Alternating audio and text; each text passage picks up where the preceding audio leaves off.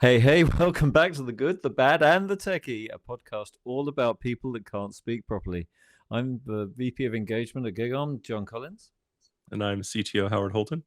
And this week we're going to be talking all about, we're going to discover all about e-discovery and compliance and legalese and what these things mean in modern organizations trying to thrive in the modern world.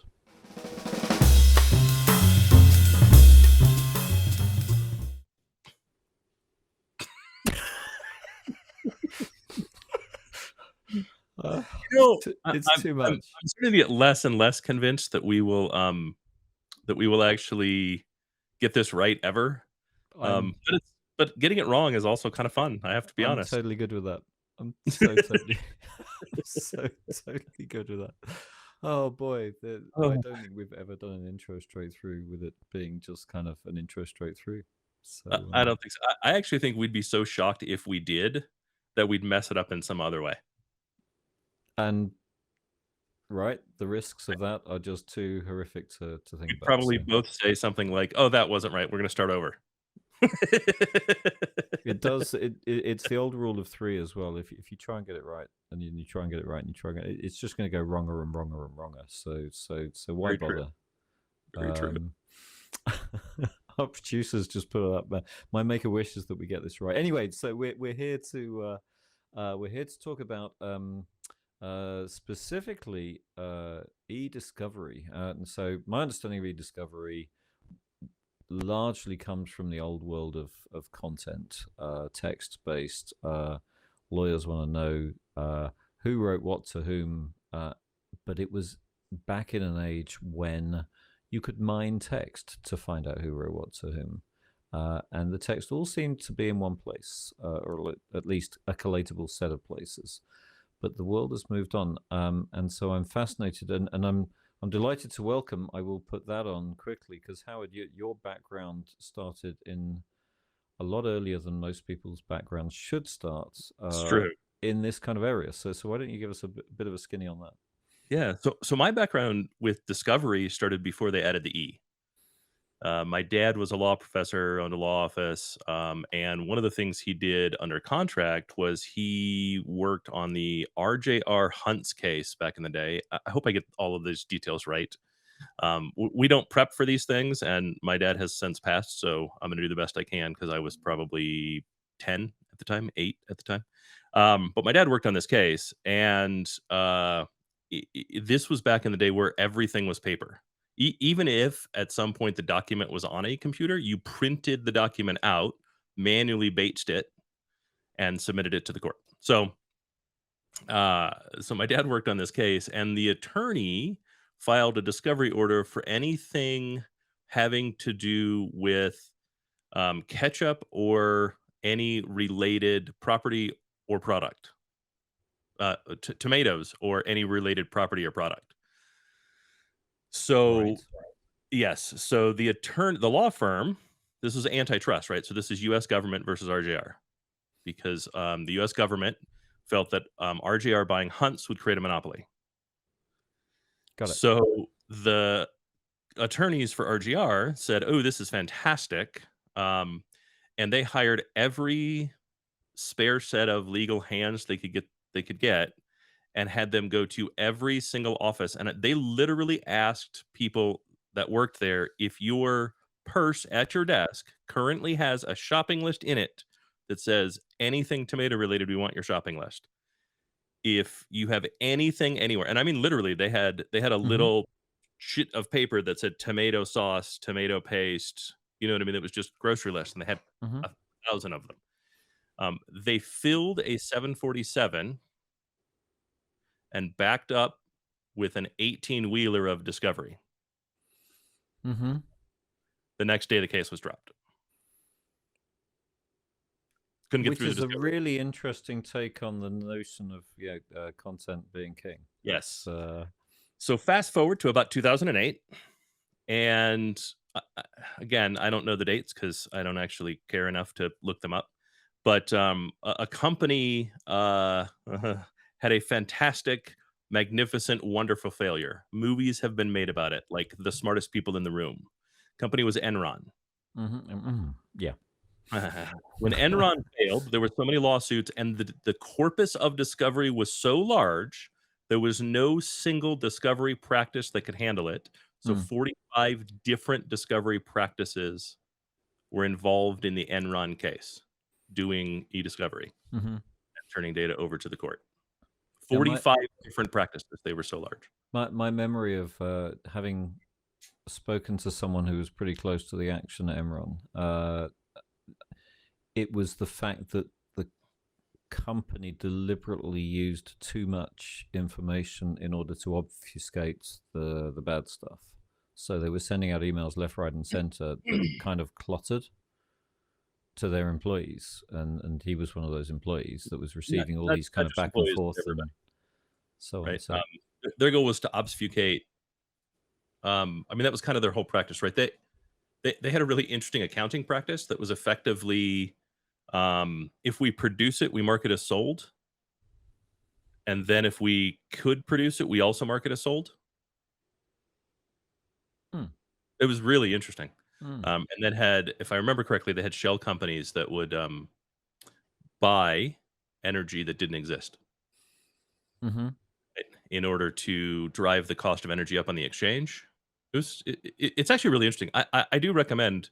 It's been a decade, but I do recommend watching the smartest guys in the room, or smartest people in the room, whatever it is. mm-hmm, The Enron story. It's really interesting, and they did in fact invent a whole new type of accounting. Not a type of accounting that anyone should ever use or should be legal, but they did invent a whole different type of accounting. Um, I don't want to that would get us off on a whole tangent. So mm-hmm, so out of Enron came dedicated e-discovery companies. And these were companies that specialized in the business of e-discovery. Before that, e-discovery was something that law firms, insurance companies, they had a small practice. mm-hmm.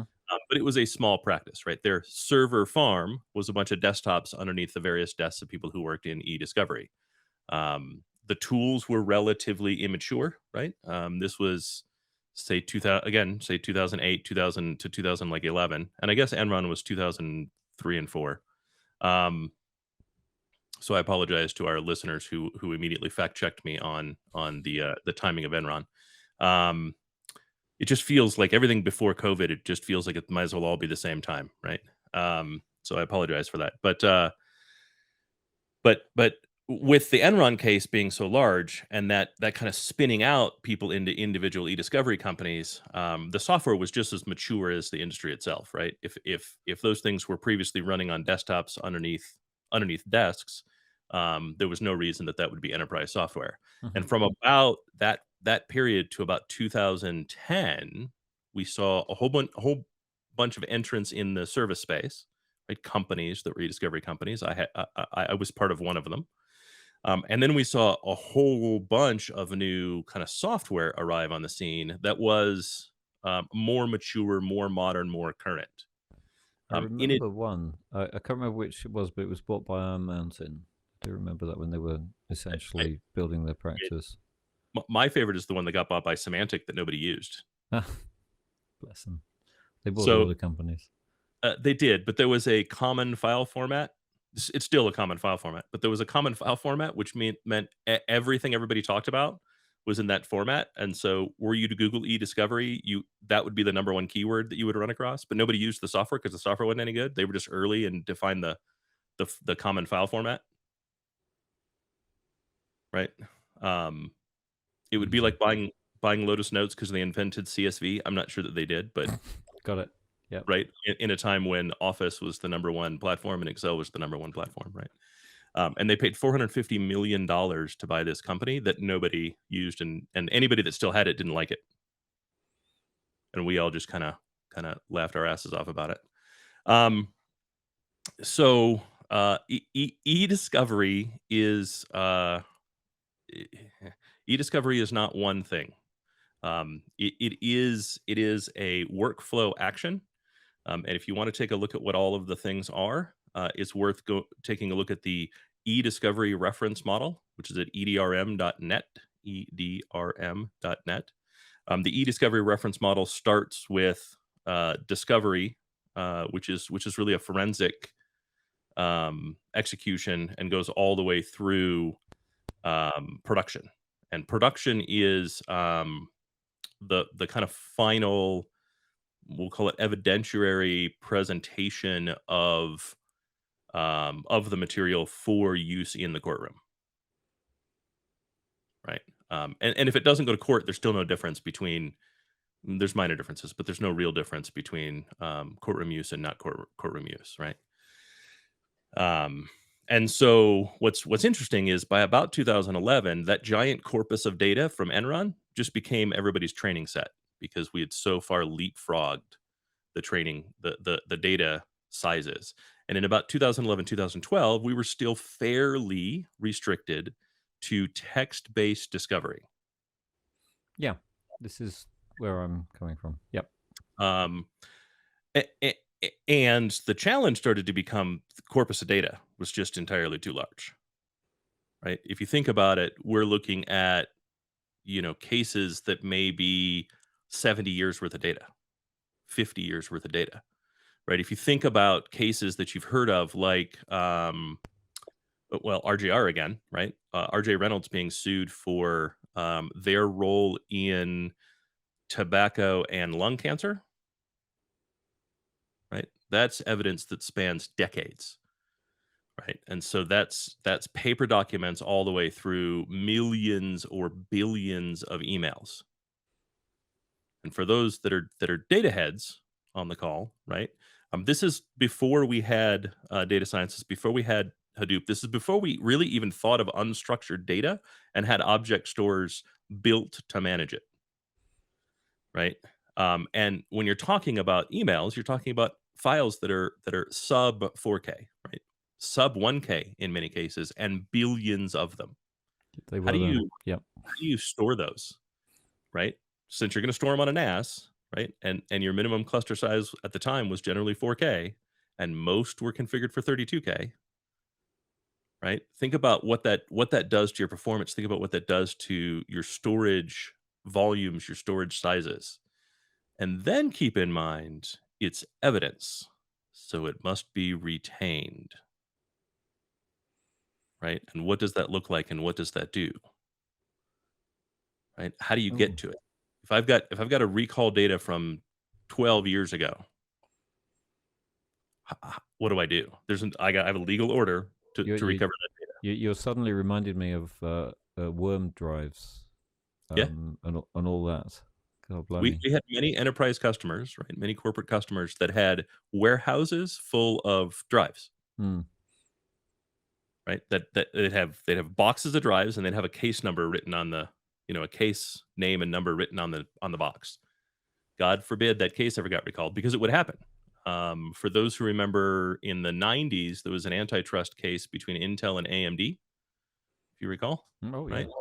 AMD sued Intel and claimed that Intel was um, engaging in unfair business practices, encouraging manufacturers to select Intel processors over AMD processors.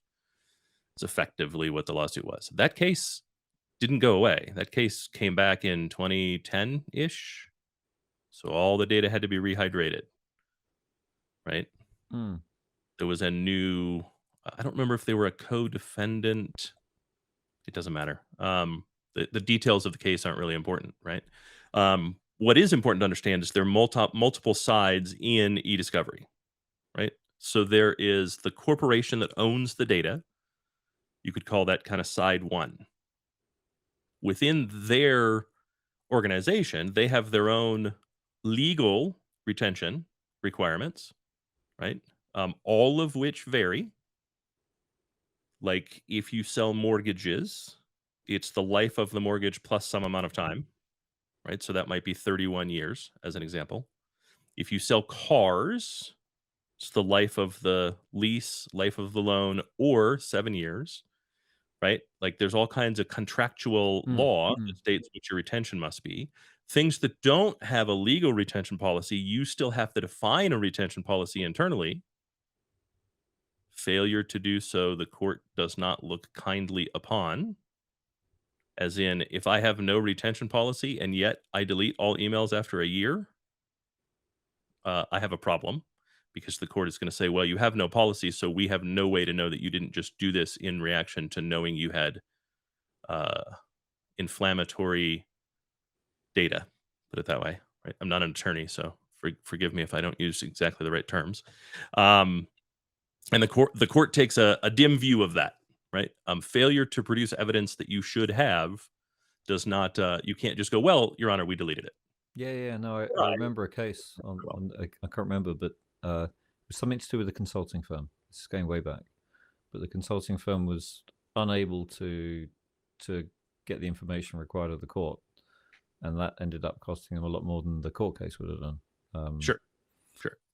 There Yeah. was a company, a healthcare company, that had a $500 million settlement fund because they knew they couldn't get access to any data that was more than like 14 days old.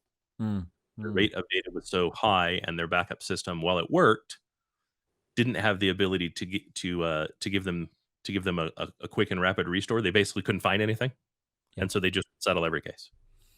So they set aside funds to do so. that's crazy. Well, it's ridiculous, especially because this was just a few years ago, Mm, and this problem is actually relatively easy to solve. Um, so so additionally, let's say you do have a retention policy, and your retention policy says we only retain email for a year, and yet discovery occurs, and an email from 13 months ago shows up.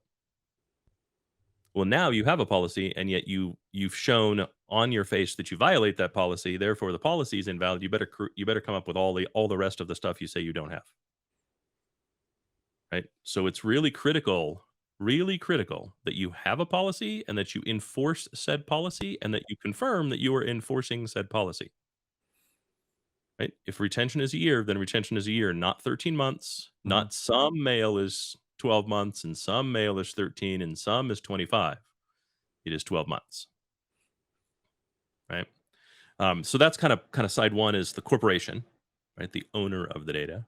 Side two is the law firm, right? The law firm representing the corporation, right? That law firm will likely have an e-discovery vendor, or the corporation can have an e-discovery vendor. So I would say the e-discovery vendor is part three. Part four is the opposition's law firm slash e-discovery vendor. You generally only communicate with the law firm.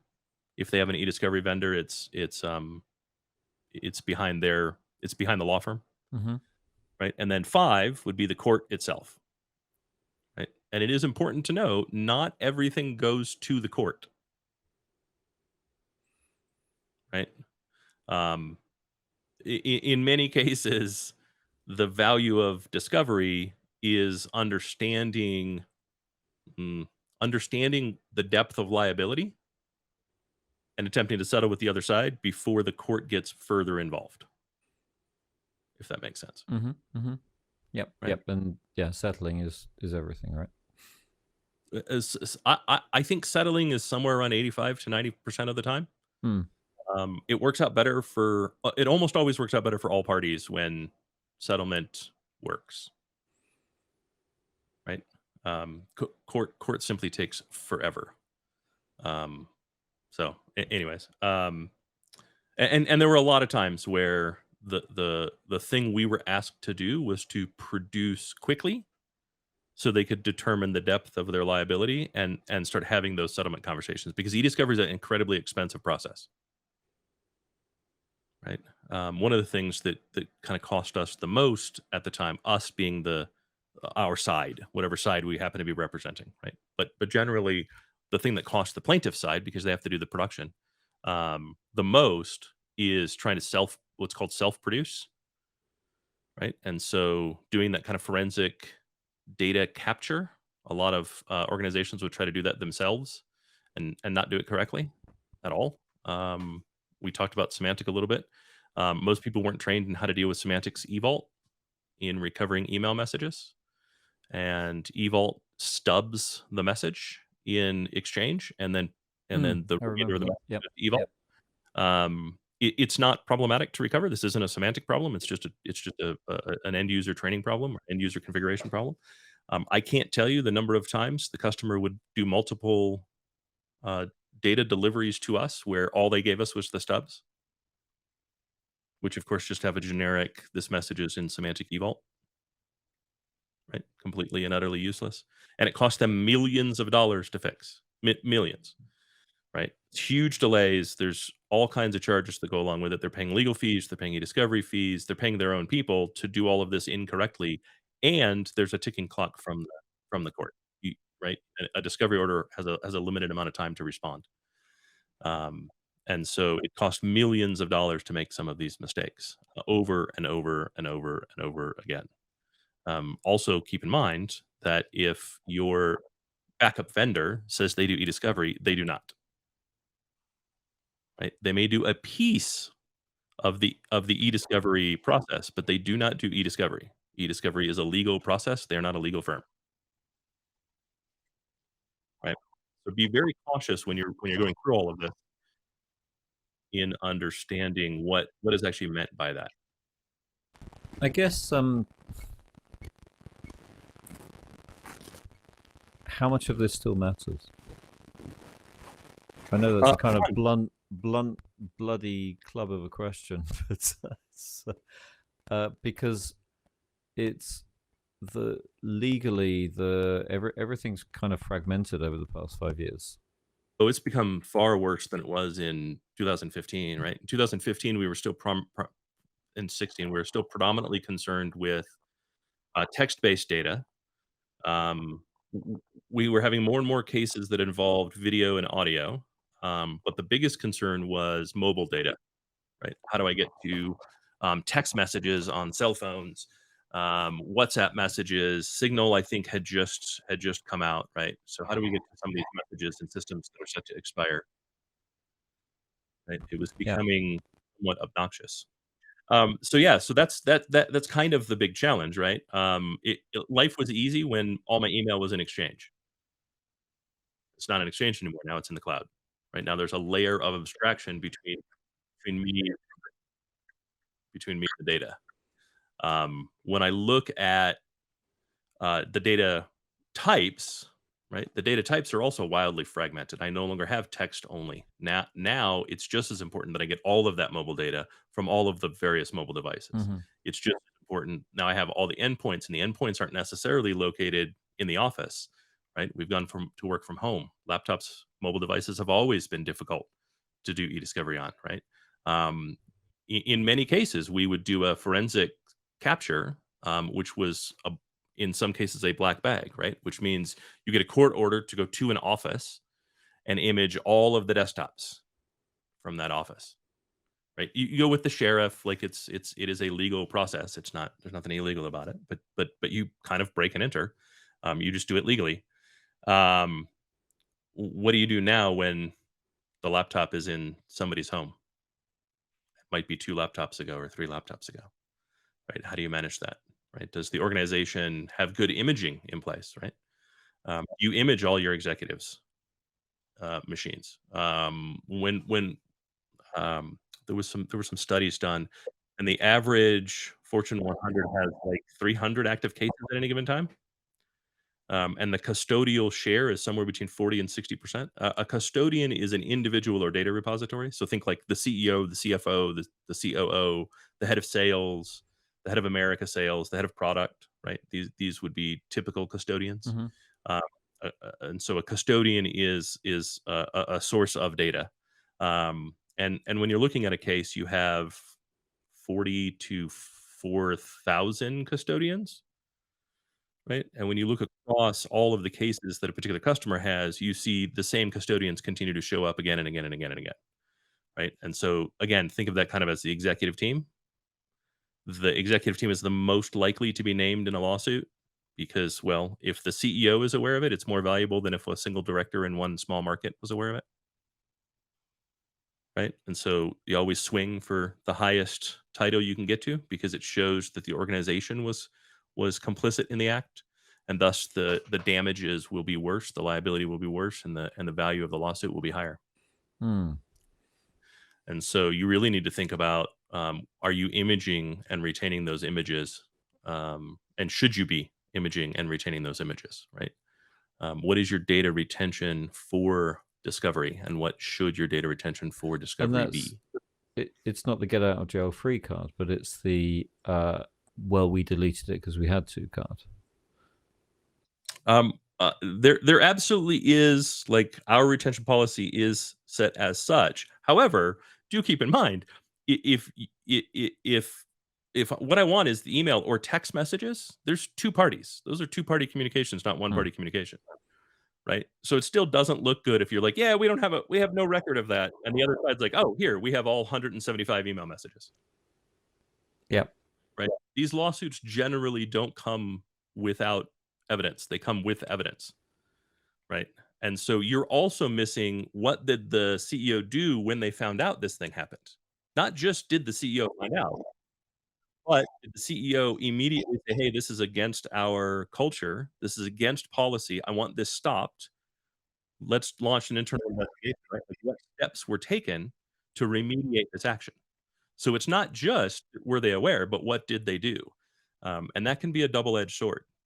If you don't have the data, you can't prove that the correct and proper action was taken, just as much as they can't prove that the incorrect action was taken. I guess three questions, and hopefully I'm not too fuzzy, but three questions, and then we can wrap. One is, do organizations today get this stuff?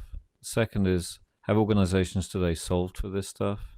And the third is, given the answers to the first two questions, what should you do about it? Okay, so the first question is, are organizations kind of aware of it?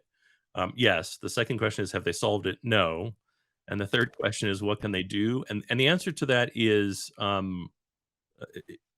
it's a process. So be better, right? The reality is, this is millions or billions of dollars in cost, and it is pure cost. Legal is pure cost. There's no, you're not getting an ROI from legal, right? The companies that do are built to do that, but no one else gets an ROI.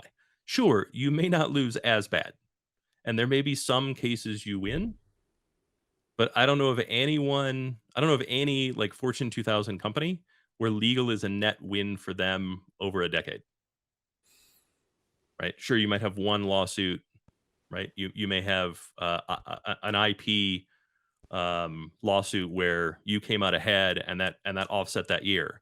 But there's a big reason legal teams every single year are told, reduce cost, reduce cost, reduce cost, right? Um, the second thing is, the corpus of data is 10x what it was 5 years ago, and will be 10x what it is today in 5 years, or 100.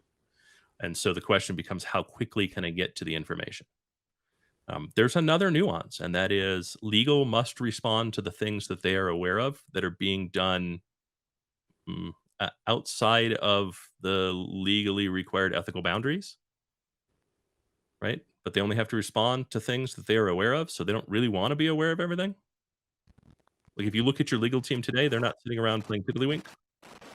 Use an ancient reference. I didn't really know what that was. They're not sitting around watching the latest episode of what is the new Game of Thrones show? Oh, I don't know. Game of Don't. Dragons or something? I've watched Yeah. that. I don't care. There's a whole rabbit hole, and we're running a short of time. They are 100% or 140% allocated currently. They couldn't take on another Don't case mention The if Witcher. they Just wanted don't mention The Witcher. Witcher. I don't want to mention. Yeah. So making them more aware of things the organization is doing wrong isn't going to be helpful, right? However, within those things they are aware of, how fast can they really understand what is the totality of the liability and what actions are in the best interest of the organization without spending $1 million to find out? That's a really good place to spend some time, right? If you Okay, listen, say that again. Say that again. So a really good place to spend some time is, the faster your legal team can understand what the depth of their liability is, the better it's going to be for the organization as a whole, right? In other words, let's say I'm fully complicit in whatever the other side is alleging, whatever someone has alleged, fully complicit. I did it 100%, right? And my CEO knew about it, as did the COO, the CFO, and the board. Okay, that's huge. That's red flags all the time, everywhere, right? Yep. The faster the legal team knows that and understands the total depth of their culpability, the faster they can come up with a dollar amount that the other side will accept, the cheaper the entirety of the process becomes. Got it. Right? You're looking at potential cost reduction in the millions of dollars, not not thousands, millions. I mean that's kind of the compliance version of a 0-day attack, isn't it? Kind of. It's the moment that you know that you're caught red-handed with your hand in someone else's till or whatever. The faster that you can solve for that, the less it will cost you. Well, I mean, if you think about it, right? A $6 million lawsuit, if you can get a settlement of $3 million without having to involve the attorneys, you've saved $3 million plus all the legal fees, which is also millions of dollars. Yep. Right? Yep. Yeah, you're still going to spend $3 million, but you would have spent 6 or 8 or 10 or 15. Right? That sort of stuff, it has a huge impact. So thinking about what does discovery look like in this system, it's worth 15 minutes of architectural time when you're designing a system. Right?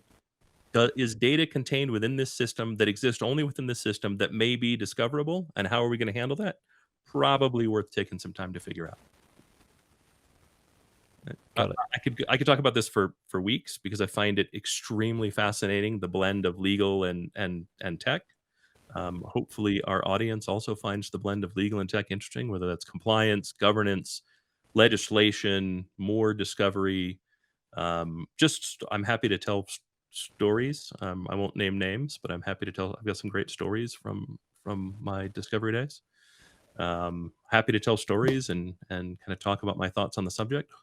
If anyone wants to hear more, just let us know through comments. We're done for now. We're done for now. To be continued. Well, to be continued. We will continue to discover. We will continue to discover the wonderful world of discovery. So this has been another episode of The Good, the Bad, and the Techie. Like, subscribe, comment, reach out. Again, we'd love to hear what you'd like us to talk about. We're happy to take on any of these tech topics that y'all find interesting. I'm Howard Holton. And I'm John Collins. Have a great day.